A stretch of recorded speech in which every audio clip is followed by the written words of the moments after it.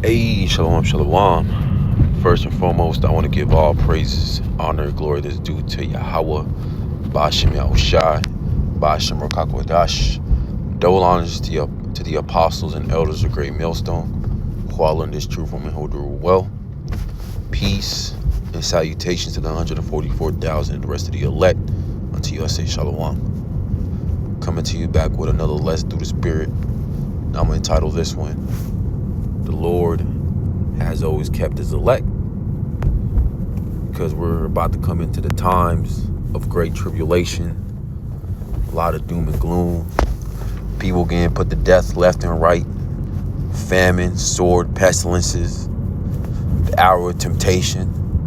But ultimately, the ones who are going to be kept from all these different calamities and plagues that are going to be sent to the planet Earth for all the wickedness that goes around, are going to be the elect of the nation of Israel, of the so-called Negroes, Latinos, and Native Americans, and also Israelite foreigners that have been scattered throughout the four corners of the earth that are going to come looking like these heathen nations, but ultimately their lineage goes back to Abraham, Isaac, and Jacob.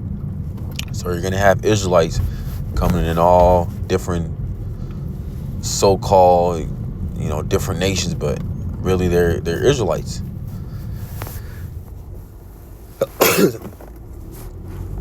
Salakia. And Yahweh Ba'ashem Yahushai, he's not coming to save no heathens. He's not coming to save no 2/3 wicked Israelite. Yahweh Ba'ashem Yahushai ultimately is only going to deliver his elect, because his elect, starting with the 144,000, the rest of the elect, the 1/3, the large multitude, they were already chosen from the foundations of the earth to be kept from these different calamities. And ultimately, Yahweh Ba'ashem Yahushai is going to put the Spirit on them. And really, they already have the Ruach HaKodesh, the Holy Spirit, but he's going to put the Spirit on them, to have their faith on a whole nother level. Because when his economy collapses, when his MOTB gets presented, majority of the world is going to fold. They're going to fold under pressure. They're going to take the charagma, the MOTB, which is the micro-sieve, because they lack faith. Instead, they're going to trust in Esau, Edom, and his wicked-ass beast system to keep them. And ultimately, that's going to be the biggest snare and trap, because that's going to lead to the destruction. This is Ecclesiastes chapter 2, verse 10, also known as Sirach. Look at the generations of old and see. Did ever any trust in the Lord and was confounded? Or did any abide in his fear and was forsaken? Or whom did he ever despise that called upon him?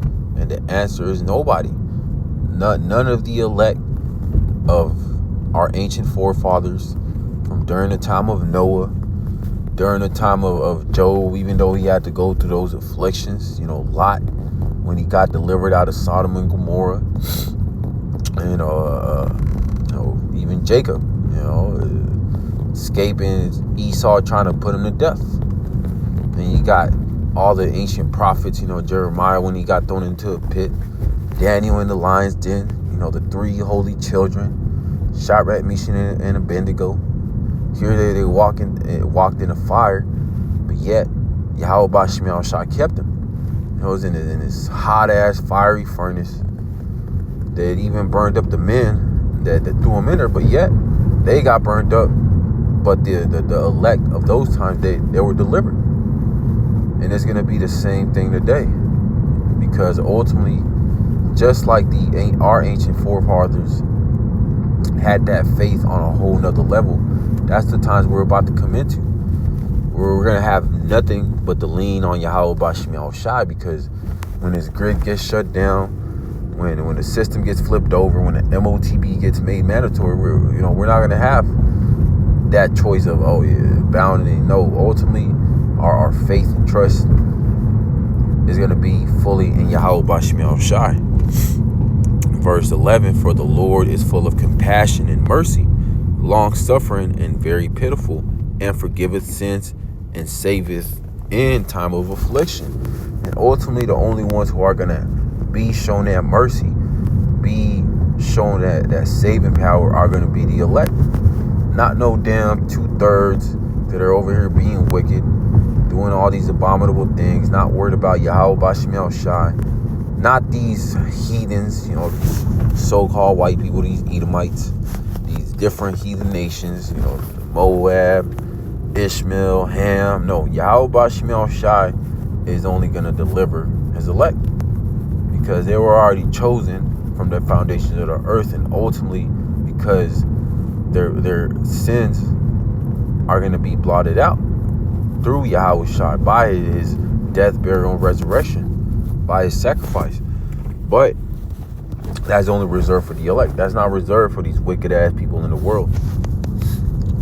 This is Ezekiel chapter 14 and verse 13. Son of man, when the land sinneth against me by trespassing grievously, then will I stretch out my hand upon it, and will break the staff of the bread thereof, and will send famine upon it, and will cut off from men and beasts from it. And that's the times we're coming into. A time of great famine, a time of destruction, doom and gloom, civil war, martial law, all hell breaking loose, the hour of temptation. And really all these things are coming up on the planet Earth to judge the wicked of this world, but also to show the power and saving of Yahweh Bashim Yahweh Shai, so the Lord can be glorified even more.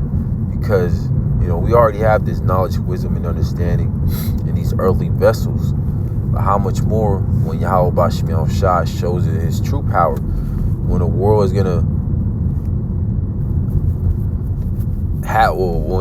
gonna have to know who Yahweh Bashim Yahweh Shai is, which is the true and only living power. Because you're gonna have a lot of people in that day calling upon JC, calling upon Buddha, Allah, and all these different gods and idols, and they're not gonna get an answer. The only ones who are gonna get an answer from their true and only power are gonna be the elect, because they're gonna be calling upon the true and living power, which is Yahweh Bashim Yahweh Shai. Verse 14. Though these three men, Noah, Daniel, and Job, were in it, they shall deliver but their own soul by their righteousness, said the Lord, Yahweh Bashim Yahweh Shai. And ultimately, who are the only ones who are doing what Yahweh Bashim Yahweh Shai commanded them to do? To repent, turn back, to put off this world, to serve Yahweh Bashim Yahweh Shai in truth and sincerity, are going to be the elect. I know 2/3 Pookie and Ray Ray and Keisha and Juan and Pablo, they're not worried about Yahweh Bashim Yahweh Shai. They're not worried about pleasing the Lord and doing what he commanded.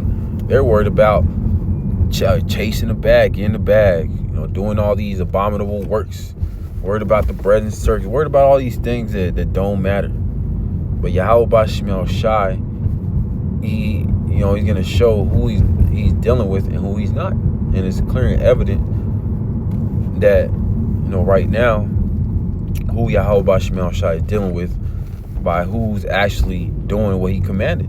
To go out there and prophesy, to go out there and help seal the elect, not, push out prosperity doctrine and push that heathens can make it and push all sorts of madness. That's why these 2/3 Jakes, even these Israelites that know that they're Israelites, they may think that they're serving Yahweh Bashim Yahweh Shai, because they're out there showing Jake who they truly are, telling that they're Israelites, but that's the deep as it goes. They don't tell them that all hell's about to break loose and how to escape it, to not take the MOTB, which is the micro C hip, and ultimately that majority of the world is not going to make it. This is Psalms chapter 44 and verse 6. And it says a Psalm of David. For I will I will not trust in my bow, neither shall my sword save me. And this is David saying this. And David, he killed his tens of thousands, one of the mightiest men to ever live, but yet he said, neither will I trust in my bow or my sword, letting you know that ultimately King David trusted in Yahweh Bashim Yahweh Shai to deliver him. It wasn't because of his own saving power. because of his own might. Ultimately, it was all through the spirit and power of Yahweh Bashim El Shai. Verse 7, but thou hast saved us from our enemies and hast put them to shame that hated us. And that's what was about to happen. Yahweh Bashim El Shai is about to deliver his elect. He's about to raise that standard because Esau Edom is about to come down with that great wrath. And he's about to put these damn heathens to shame. And even our own people that are about to come against us.